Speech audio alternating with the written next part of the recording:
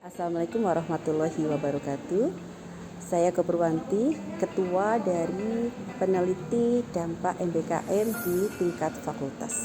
Saya akan mengawali cerita saya dari cerita mahasiswa saya ketika waktu itu ikut program Student Exchange. Ya, jadi dia ikut Student Exchange di Spanyol, dan ketika pulang dia masih harus mengambil banyak mata kuliah yang tidak diambil di semester ketika dia pergi ke luar negeri.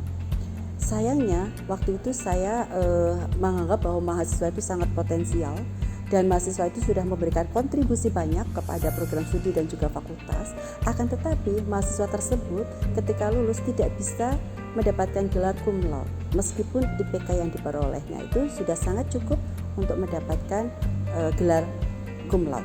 Kenapa? Karena mahasiswa tersebut selesai kuliah dan wisudanya kemudian di atas 4 tahun. Kenapa di atas 4 tahun? Karena ada 1 tahun yang dia tinggalkan ketika dia mengikuti Students Exchange. Kemudian saya juga akan menceritakan kisah yang kedua, di mana saya ingat itu waktu itu kami para dosen di lingkungan fakultas itu tidak boleh banyak meninggalkan kampus, karena kami ketika meninggalkan kampus itu dianggap tidak berkontribusi apapun.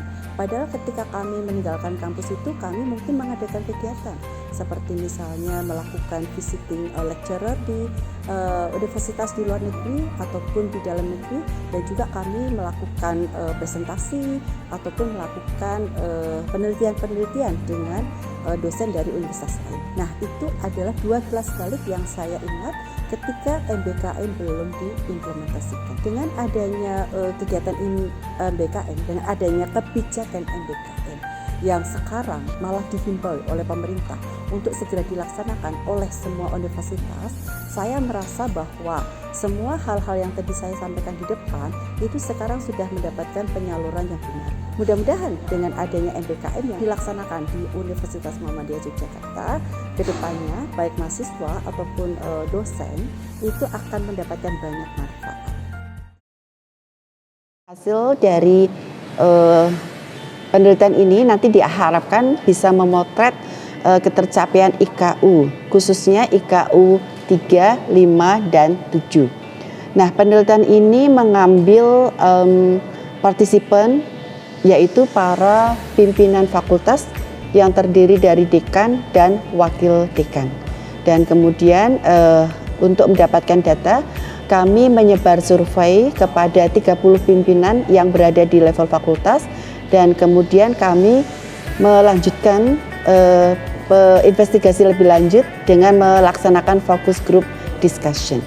Nah, dari hasil survei dan juga hasil focus group discussion, kami memperoleh data-data dan masukan daripada pimpinan di level atau di tingkat fakultas. Yang pertama, kami memperoleh data bahwa di atas 50% pimpinan itu setuju bahwa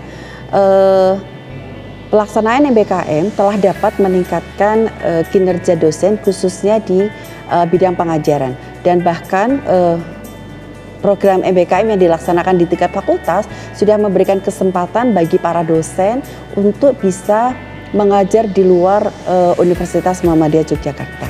Yang kedua, itu di atas 50% juga partisipan atau para pimpinan fakultas itu mengatakan bahwa program MBKM telah berhasil meningkatkan kinerja penelitian dosen, terutama terkait dengan penelitian dosen secara kolaborasi di dalam negeri.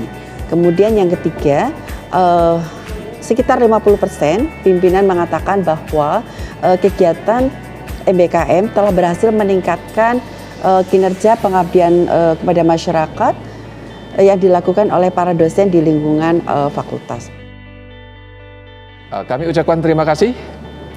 Penelitian ini didanai oleh Program Penelitian Kebijakan MBKM dan Pengabdian Masyarakat berbasis hasil penelitian PTS, Sekretariat Ditjen Pendidikan Tinggi, Riset dan Teknologi, Direktorat Jenderal Pendidikan Tinggi, Riset dan Teknologi, Kementerian Pendidikan, Kebudayaan, Riset dan Teknologi. Sekali lagi kami ucapkan terima kasih atas dukungan dan supportnya.